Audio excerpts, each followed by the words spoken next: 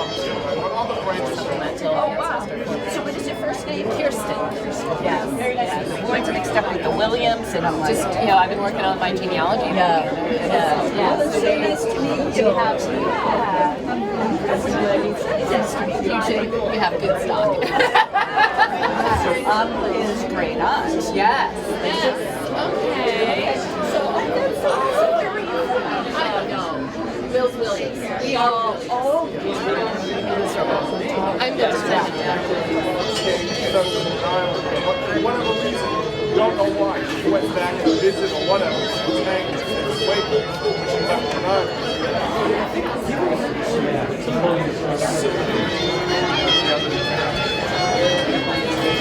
I remember giving my daughter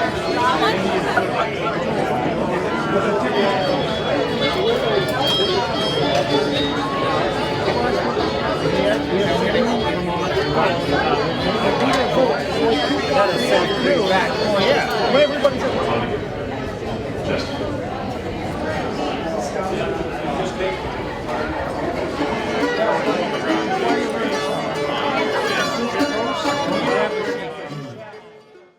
You've been listening to the Red Horse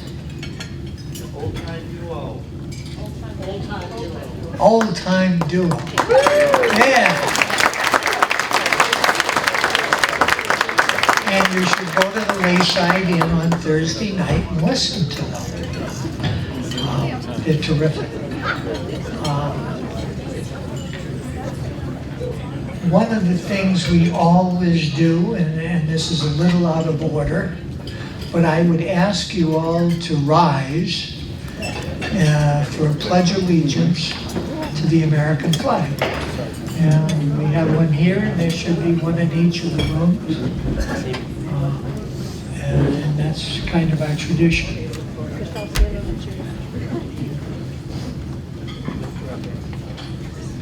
I pledge allegiance to the flag of the United States of America and to the republic for which it stands, one nation, under God, indivisible, with liberty and justice for all. Thank you. Now I know if you looked at the program, it said that Pastor Paz was going to be here.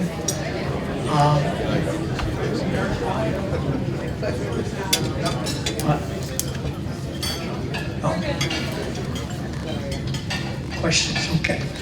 Father Paz was one of the couple of casualties that we had this evening. He called me about an hour before the event and said he could not be here. But we've already eaten, so there's not much point in having an invocation anyway.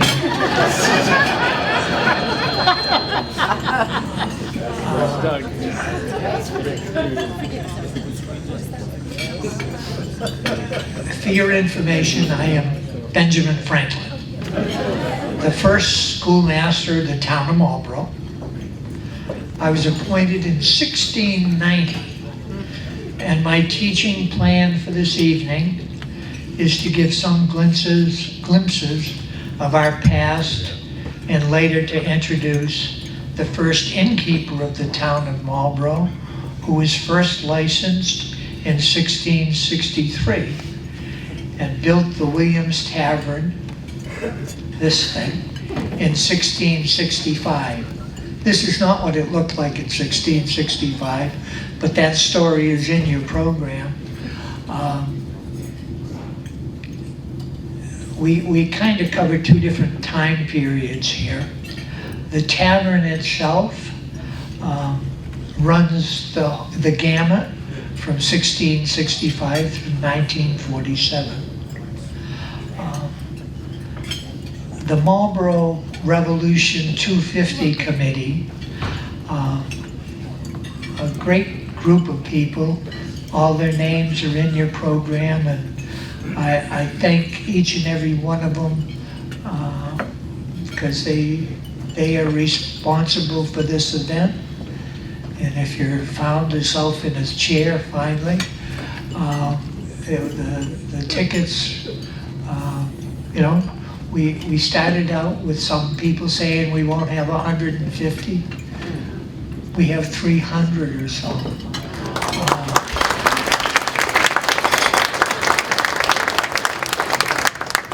We thank you all for coming and participating. Frankly, I grew up on a farm out west, way out in Athol, and there was a stone out in the backwoods that we didn't know what it was, but it was a guy named Ezekiel Wallingford, who happened to be the first guy in Athol killed by Indians. And that was always kind of fun. When I look at the area, and we would run around with our rifles and do all that sort of stuff. In Marlborough, I remember one day leaving the IC church, looking at the Knox monument right on the corner in Bartlett Park there, and I stopped and read it. And that was, I think, my first exposure to Henry Knox, and I've been a devotee ever since. And I know a lot of you are. Our 250 committee has worked hard on putting this celebration together. And the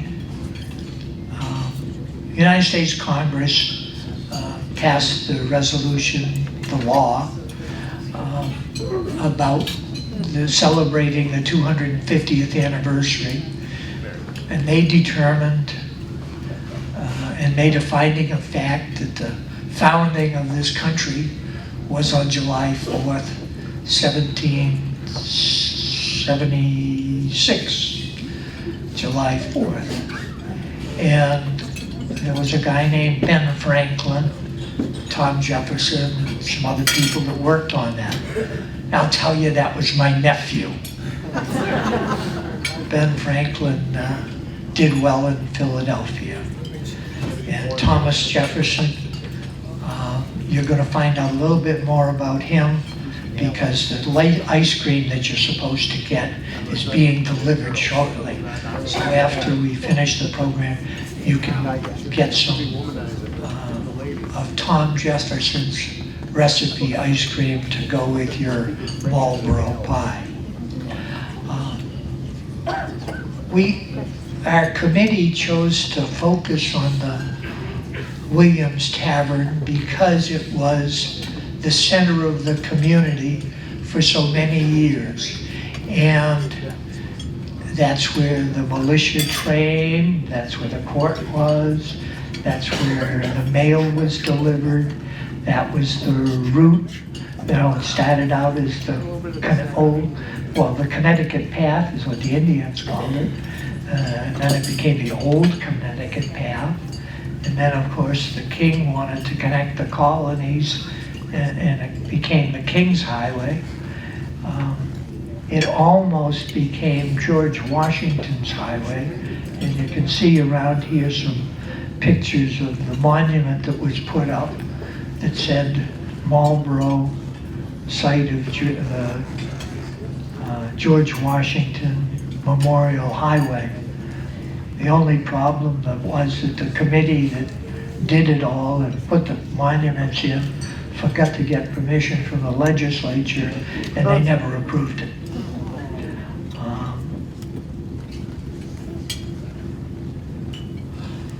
It is my perspective as a teacher to try to give you a little history.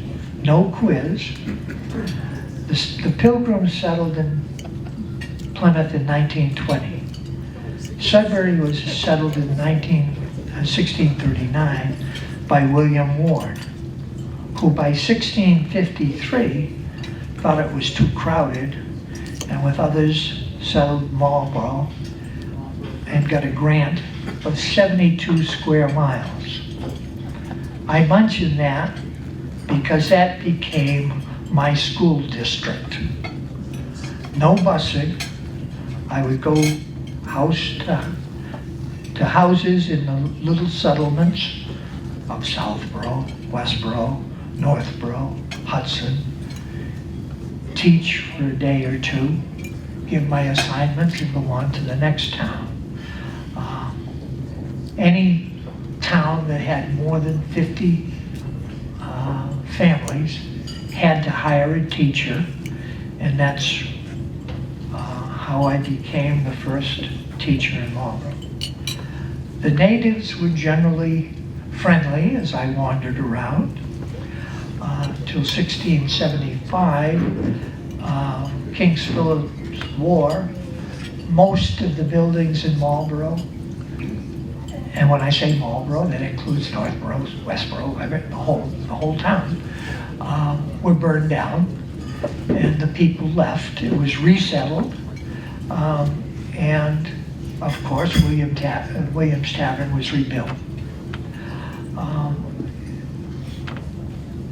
The militia continued to train from after the Indian Wars until the 1770s, which was convenient because they were ready for the Revolution. A period of 100 years under British rule had passed, and it led to some frustrations.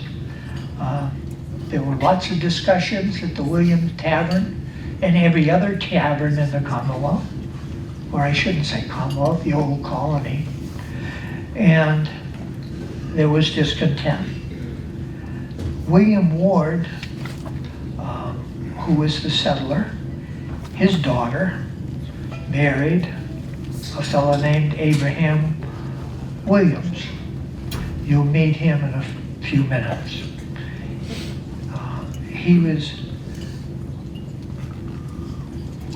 William Ward was also the great-grandfather of Artemas Ward, who had their family had moved to Sudbury, and Artemas Ward was in fact the first commander of the militia of Massachusetts after the siege of Boston and the Battle of Bunker Hill, until on July 3rd of 1775, a gentleman you'll hear from in a few minutes, George Washington, stopped at the Williams Tavern, of course, on his way to Cambridge, and took over command of the newly formed Continental Army. You know the rest of that story. I would like to acknowledge our committee. I want to thank Jonathan Lane, who came out tonight. He's the director of the Massachusetts State 250 Committee. Elected officials, Representative Gregoire, Mayor Dumas, Councilors Oral, Roby, Fusilla, and Vital, and Councilor-elect Nat Sargent, school committee members, Caruso, Bowden Hettinger, Hennessy, Ryan, Domino. I pause there to say that the committee has had nothing but cooperation, and the school systems, with sometimes differing perspectives, have supported us greatly. Our city clerk, Kerrigan, is here. Meredith Harris, director of the MATC, the representative of AMSA, the Hillside School, Pastor Kaz, who was not here, was from the first church of Marlborough, which was interestingly built a year before the Williams Tavern in 1654. We'd like to also acknowledge and thank Bob Valchis, David Winsky, and Stephen Vigin and their families for that great cabin that you probably saw when you were coming in. That was one of the goals of the 250 committee, to come up with something substantial to recognize the anniversary of the Declaration of Independence. Now, I noticed that the serving stations are still working, so that if you didn't happen to get what you liked, there's still a couple of things left in the other rooms, because we have different food in each of the rooms. And I think I want to thank the Country Club, because I think they did a tremendous job.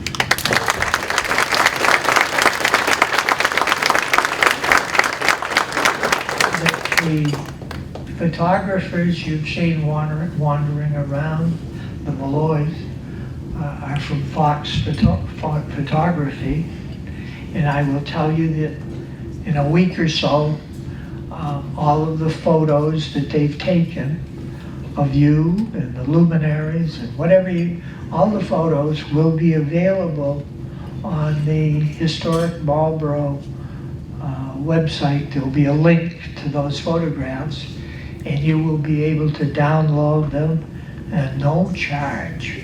So that's, I think, a fun thing.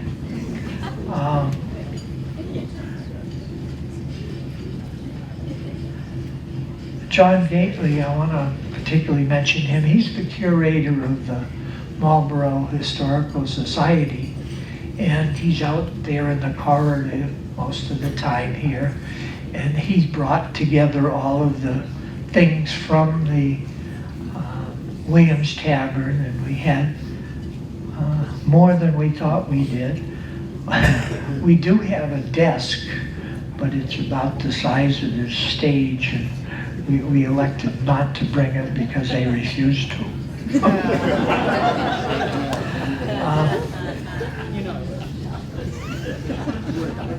We're going to take a little break here, so you can get some more to eat. You can start on the dessert. Not sure when the Thomas Jefferson ice cream will be here. Right? It's here? Okay. Charlie told me it was actually pretty good, which from him is a compliment. So do that, and then I'll return, or actually I won't.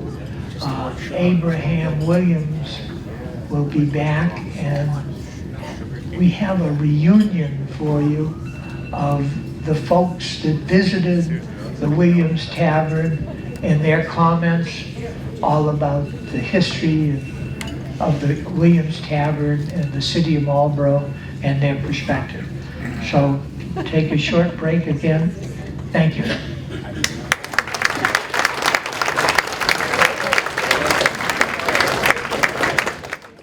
Introduce myself. I am Abraham Williams, policeman tonight. And the first thing that I would like to do is I would like to thank all of the descendants of the Williams family for coming tonight from Illinois, Pennsylvania, Virginia, North Carolina, and Maryland. Get 3 out of 4. If they would be kind enough to simply stand so that we can see you, we appreciate it.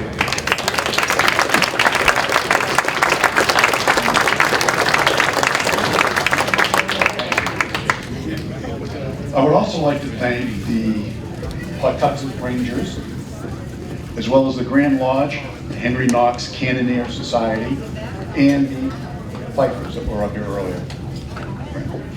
We're going to have some remarks by George F. Hamilton, the Grand Master of the Massachusetts Masons. But we want to make sure to also thank his noble train of cannoneers that were here.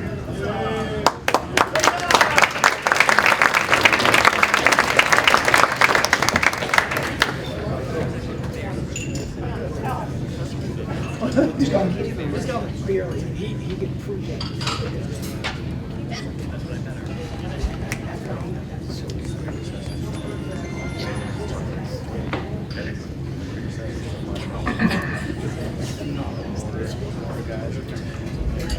Ladies and gentlemen, distinguished guests, it's a great pleasure to be here this evening and to celebrate with you what is for us as the Freemasons in Massachusetts been a culmination of a long journey from Fort Ticonderoga to here, and that will ultimately take us to Evacuation Day in Boston.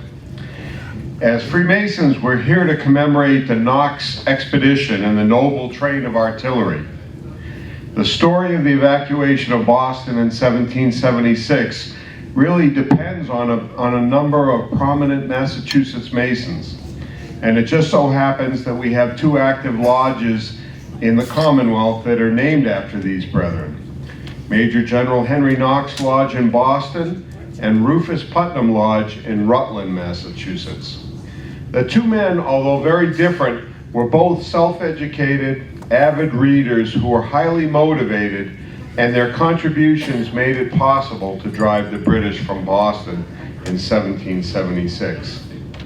Henry Knox was a patriot and had joined the local militia in Boston in 1772.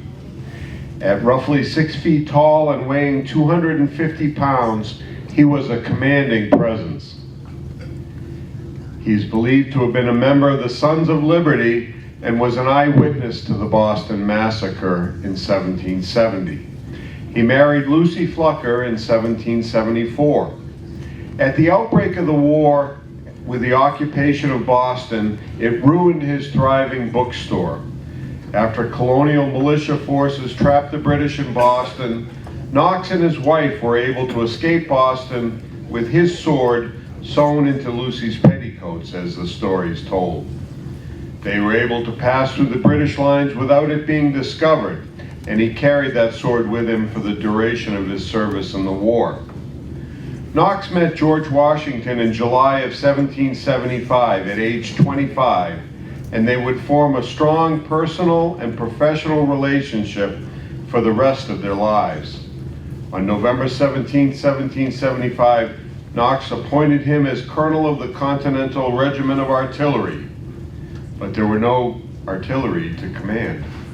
Knox had proposed a plan to transport cannon from Fort Ticonderoga in New York, which was recently captured by Ethan Allen and the Green Mountain Boys, and Washington agreed to that plan.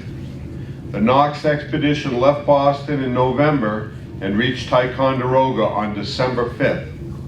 The expedition successfully moved 60 tons of cannon in the dead of winter over approximately 300 miles of frozen ground in what would be called the noble train of artillery. The expedition arrived in Boston in January of 1776. Now, Rufus Putnam was born in 1738 in Sutton, Massachusetts, and served as a soldier in the French and Indian War. He worked as a millwright and was a self-educated man who studied geography, mathematics, and surveying. Putnam enlisted in one of the Massachusetts 1st Regiments and was on duty April 19, 1775. He was later commissioned as a lieutenant colonel in the Continental Army. Putnam used his experience working with British military engineers during the French and Indian War to build fortifications in Roxbury and other locations that were critical to the siege in Boston. Putnam borrowed a military book that showed him additional techniques for building defensive fortifications. Using ideas from this book, Putnam devised a system for fortifying Dorchester Heights. The frozen muddy ground presented a real challenge, as digging was impossible, and any visible signs of fortifications and cannon before they were ready would have brought a swift British response. The technique was to use timbers and fascines, which could be prefabricated out of sight of the British and would allow the defenses to be put up overnight. These fortifications were proof against small arms and grape shot. The British were completely taken by surprise when in a matter of hours they woke to see cannon on Dorchester Heights. General William Howe said, "My God, these fellows have done more work in one night than I could make my army do in 3 months." And this left the British with no alternative but to evacuate Boston. Were it not for the ambitious plans of a 25-year-old bookstore owner, with a love of artillery and a self-educated millwright who was an amateur military engineer, the Revolution might have had a very different outcome. We're also here to commemorate the Knox expedition and noble train of artillery. The story of the evacuation of Boston, I beg your pardon.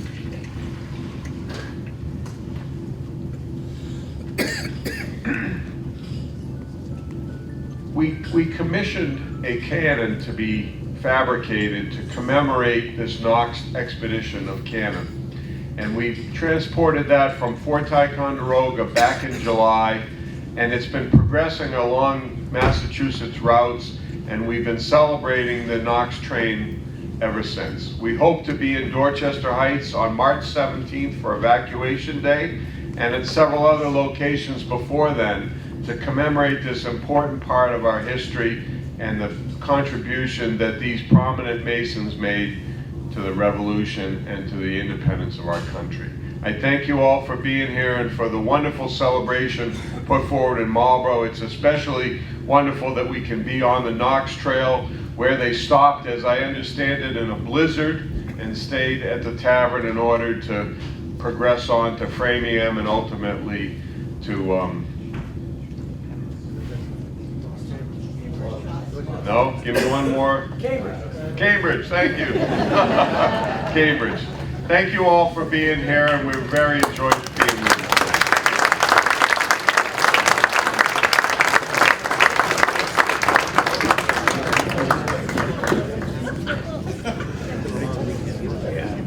you. Before I get started, I would also like to remind everybody that there is a book for sale outside, all right, on George Washington, all right, written by George Washington, all right, and I'm sure he'll sign it for you, all right.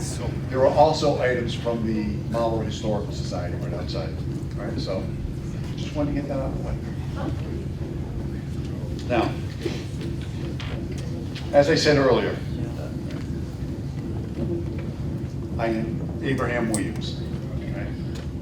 And I want to thank all of you for coming tonight to pay tribute to the Williams Tavern. Right? I was really nothing more than a settler striving to build a future for my wife, Joanna Ward Williams, and our family, right? In the wilderness of central Massachusetts Bay. The story begins in 1663. A modest tavern in Marlborough, located on the northern post road. Yes, there is a southern post road. A vital haven for travelers looking for lodging, food, drink. Right? A location where it was right on the main stage line. So it was important. And over the years, this establishment evolved. It became the heart of the community. It became the post office. It was a venue for the townspeople to discuss whatever they wanted, and eventually talking about politics. It became a courtroom. It was even a jail for those that required it, such as Doug. In times of unrest, it was a garrison, providing safety and security for everybody. The land holdings of the tavern increased to almost 200 acres. And the innkeeper at the time encouraged all of the farmers who were driving their cattle and their sheep to market to stop and use the pasture land that's right there. Also for the farmers to stay at the inn, the tavern, and to eat and to drink. It became a hub for this type of economy, and it stabilized Marlborough. Now, though America's original tavern is no longer with us, I hope that you will simply reflect on the profound role that this building placed in our early days, in the enduring spirit it represents in our nation's history. Now, with that said, what I would like to do is simply introduce three different speakers who have ties to the city of Marlborough, well, to the town of Marlborough at the time. So tonight, I would like to honor, right, an often underappreciated hero, but a Marlborough resident, right, whose bravery and determination was pivotal in the role of igniting the fight for American independence. And his name is William Dawes, a dedicated member of the Sons of Liberty and the Massachusetts Militia. On the evening of April 18th, 1775, he was dispatched by Dr. Joseph Warren with Paul Revere, who we will not talk about tonight, to alert the countryside, and specifically John Hancock, Samuel Adams, and John Brooks. Yes, there were three men that they were told to warn. All three of those men would become governors of the state of Massachusetts.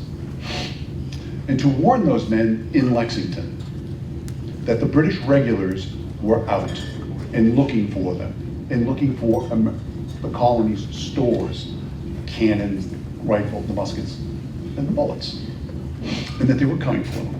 Dawes embarked on the riskier of the two rides, riding down Boston Neck, going through the final garrison the British had before the city was shut off.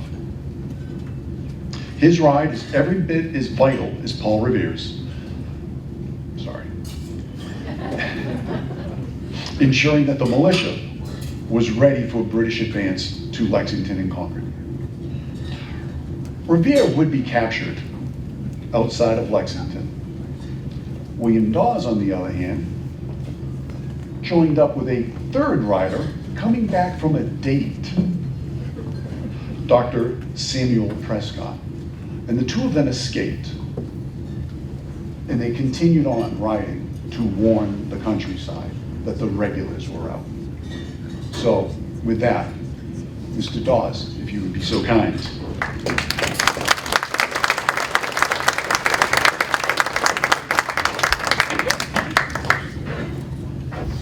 Thank you very much for that very warm and kind introduction. Hello, friends and countrymen. My name is William Dawes. Though some of you may well know, I've recently moved to the good town of Marlborough, where the spirit of liberty runs strong. Long before the first muskets were fired or tea was spilt, I stood amongst the Sons of Liberty, a band of patriots who dared to speak against the tyranny of Parliament. We met in secret, we whispered plans in tavern corners, and we vowed that no stamp nor tax laid upon us without consent would ever make slaves of Englishmen born free. On the evening of April 18th, 1775, I took to horseback, charged by Mr. Warren, to warn the countryside that the regulars were on the march.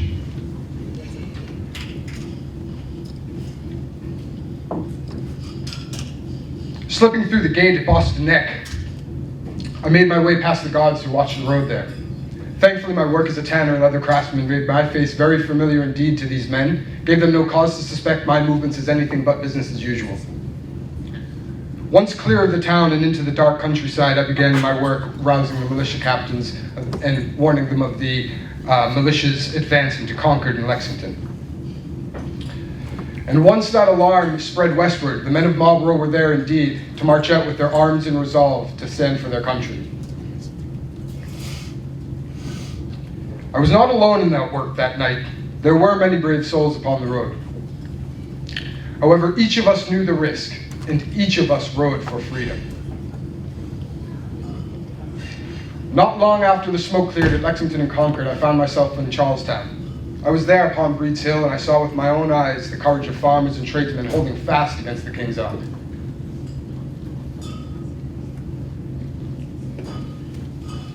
We were driven from the field that day, aye. Yet it was no defeat, for the bloody backs learned that Americans would fight and die if need be to defend their rights and their homes.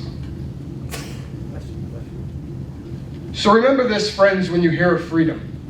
It is not of an idea alone, but of the blood and the sweat and faith of ordinary men and women of Boston and of Marlborough alike, who took up that noble cause. Let us remember them, let us remember that freedom and liberty is not won in a single night's ride nor in one battle's hour, but in the steadfast hearts of those who refuse to yield. God bless our country, friends, and may her freedom ever endure. Thank you.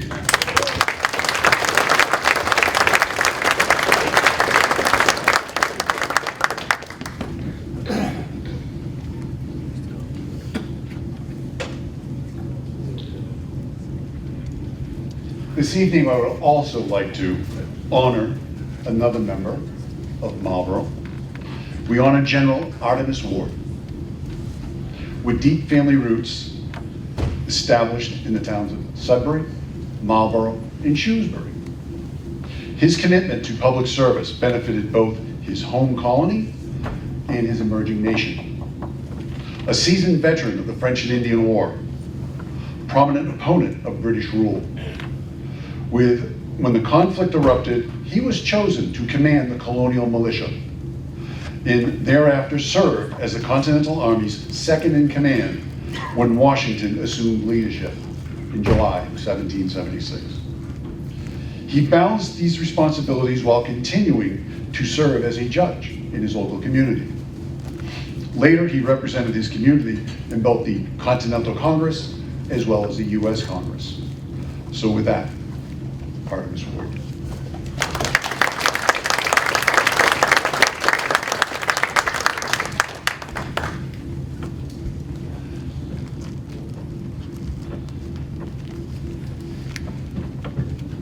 First, I'd like to say hello to, for the first time, my great aunt, who I meet for the first time. It's nice to see you. I look across this room and I see a person that stands out front to everyone. But before anyone knew the name of Washington, there was Artemas Ward. Who knew this Virginian in 1774? In 1774, there was a need for someone to command the army here, local Massachusetts. What do you do with 10,000 plus men who emerge on Boston with no direction, no understanding what an army is supposed to do other than a local militia? It fell upon me, and I took that job seriously, to find ways to organize the men, organize the supply, to bring food, shelter, and the necessity of living to these men. It took quite a bit of work, with a strong staff, to pull this together, so that when the general came about a few short months later, he had an army to take over. It was at that time that I relinquished my commission and took second in command to the general, and we greatly appreciate him for that. Beyond that, there was a tough fight to keep people in service with little structure, little funding, and difficult times to get the equipment needed to keep this army afloat while we were trying to get the British out of our community.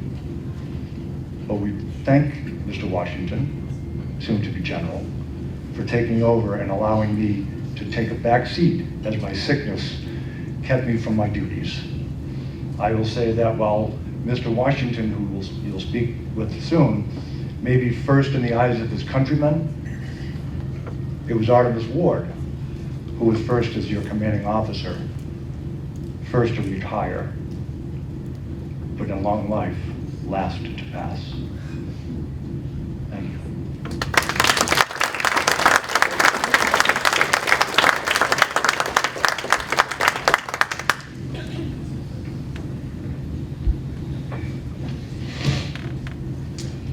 So finally, please allow me to present a man whose remarkable character and wide-ranging achievements have earned him the enduring title, Father of our Country. He envisioned a nation where the government would be independent and guided by the will of the citizens. The most influential leader during the birth of our nation, his most profound demonstration of leadership was his decision to relinquish authority willingly. By choosing to step down voluntarily, he established an essential tradition, the peaceful transition of power. That remains a cornerstone of our republic. I am, of course, referring to George Washington.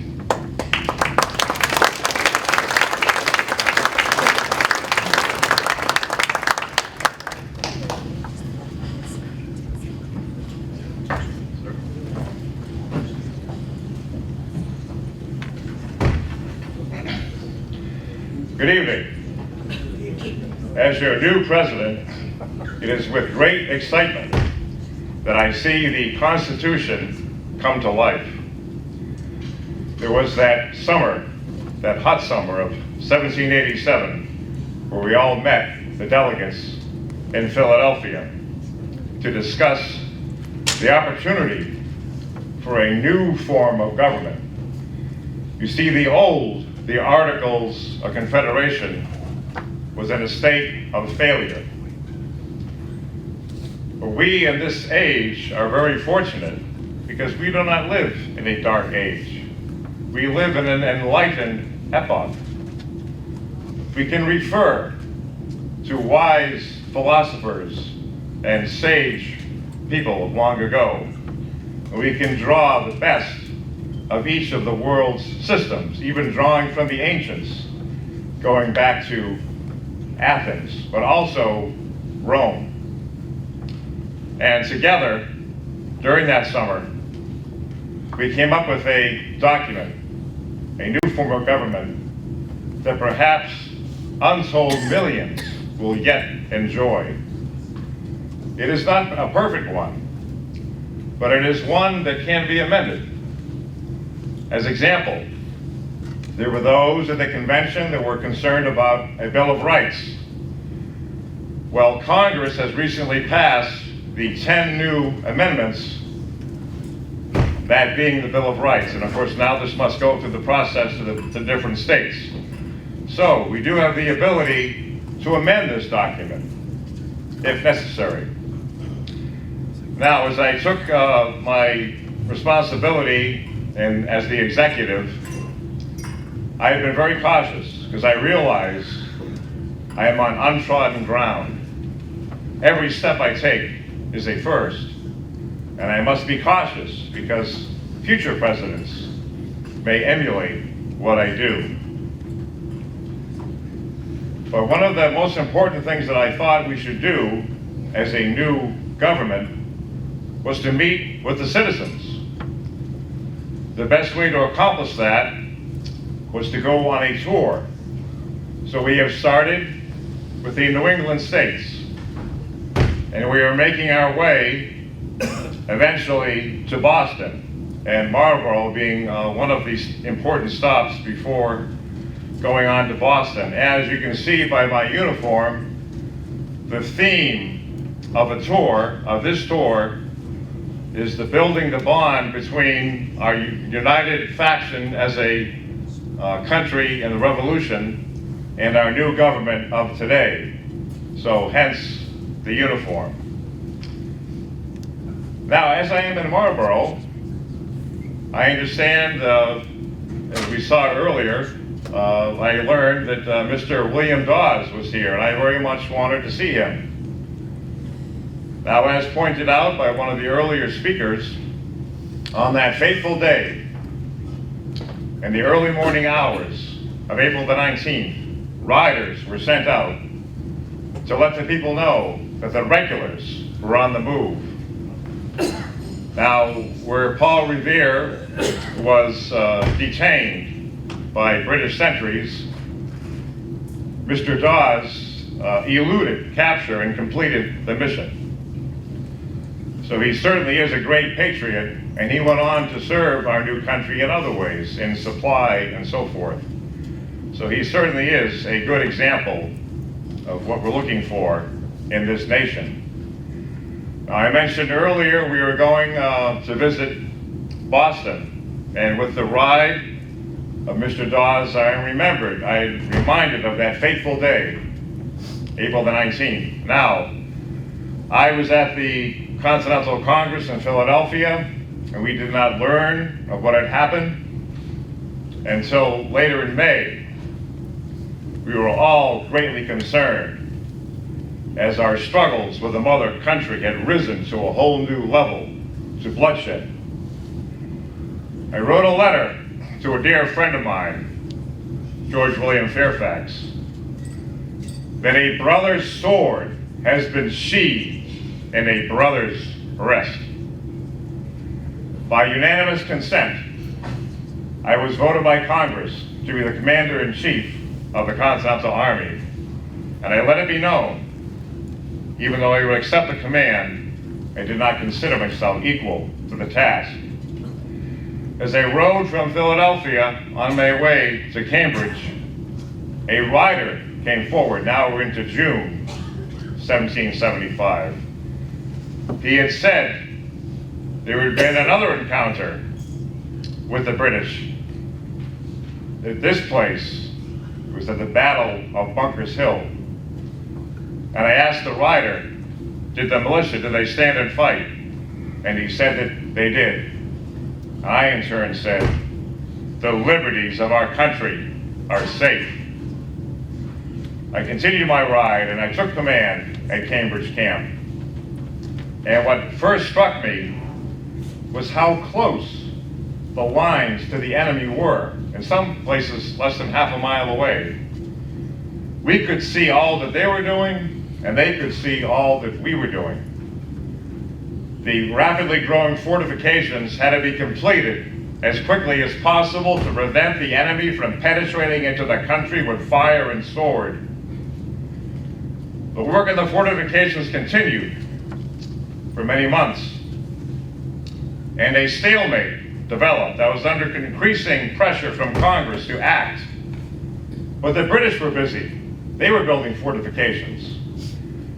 To give you a sense of the scope of the activity, by August, we had some 4,000 men working on the fortifications on Prospect Hill alone. But when we completed by August, the British were yet there. How to dislodge them? I tried many ruses. I tried to weaken certain areas, thinking that the British would attack those weakened areas to draw them in, because I knew that these were untrained farmers. They would work the best if their legs were covered under fortifications. But General Howe would not take the bait. As these frustrations grew, I met a young man, Mr. Henry Knox. He had a bold plan to go to Fort Ticonderoga, take some 58 guns that were serviceable, and bring them over 300 miles back to Cambridge Camp. Now I must say that the British Army would never select a bookseller untrained in military discipline. But I saw ability in this man, and I gave him authorization to continue on his very important mission. And it was daunting. In winter, some of the guns were moved across ice, and in one situation, an 18-pounder, now it's called an 18-pounder because it fires an 18-pound cannonball, very heavy. It fell through the ice. But Mr. Henry Knox, colonel at that time, was undaunted. He gathered help from the local village, and they were able to drag the gun out. He would not lose a single gun. He even traversed the Berkshire Mountain Range. Now I believe that future historians will compare this to Hannibal crossing the Alps. This was an epic feat to get all these cannon, all those miles to Cambridge Camp. And once I had them, it was clear. Dorchester Heights, curiously, had been left alone by the British. They could have easily have taken it at any time. But then the plan came to take the Knox noble train of artillery and employ them partially on Dorchester Heights. And as explained earlier, there were what was called fascines. These are strong wooden boxes out of stout timbers were built so they would be cannon-proof. Now, the British, being British, even with these very sound fortifications, they started their attack. We could see them getting on board transport ships across the Back Bay. But where the weather had been mild, it turned, and there was a vicious storm. New Englanders said they had not experienced such a furious storm in memory. In some cases, the freezing rain shattered windows. The storm was so powerful. As the British ships tried to cross the Back Bay, they were tossed aside like children's toys by the almighty ruler of the universe. The British were forced to evacuate Boston without a shot being fired. But of course, knowing that the British were the British and they would not give up that easily, I knew their next move would be New York City. But that is a time for a future discussion. I would like to close my remarks with my original orders that I gave to what was on, at the time, Colonel Knox, but went on to become Major General Knox. Now, I've made it my habit throughout the war to maintain copies of all my correspondence because I understood that future historians may find these things of interest. Let me share these orders. Ladies and gentlemen, please excuse my spectacles, for I have not only grown gray, but almost half blind in service to my country. You are immediately to examine into the state of the artillery of this army and take an account of the cannon, mortar, shells, lead, ammunition that are wanting. When you have done that, you are to proceed in the most expeditious manner to New York. There, apply to the President of the Provincial Congress and learn of him whether Colonel Reed did anything or left any orders respecting these things, and get him to procure such of them as can possibly be had there. The President, if he can, will have them immediately sent hither. If he cannot, you must put them in proper channel for being transported to this camp with dispatch before you leave New York. After you have procured as many of these necessaries as you can there, you must go to Major General Schuyler and get the remainder from Ticonderoga, Crown Point, or St. John's. If should be necessary, from Quebec, if in our hands. The want of them is so great that no trouble or expense must be spared to obtain them. I have wrote to General Schuyler, you will give every necessary assistance that may be had and forwarded to this place with the utmost dispatch. I have given you a warrant to the Paymaster General of the Continental Army for $1,000 to defray the expense attending your journey and procuring these articles, an account of which you are to keep and render upon your return. Given under my hand at headquarters at Cambridge Camp this 16th day, November, Anno Domini 1775, George Washington. And a postscript. Endeavor to procure what flints you can. That is all.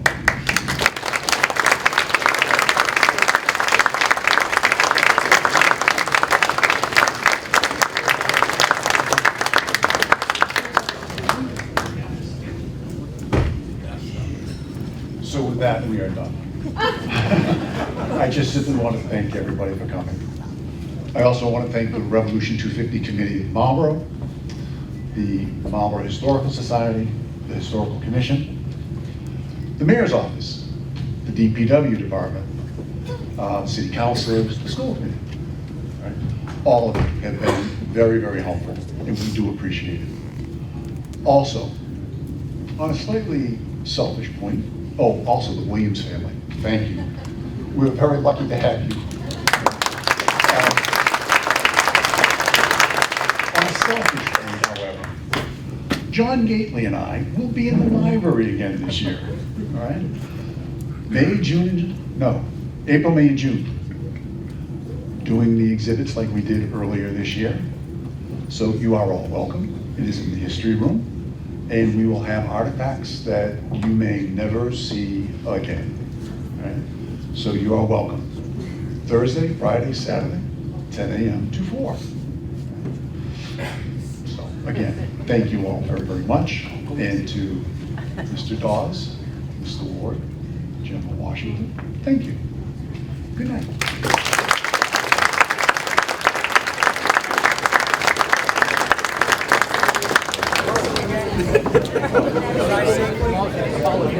What's that?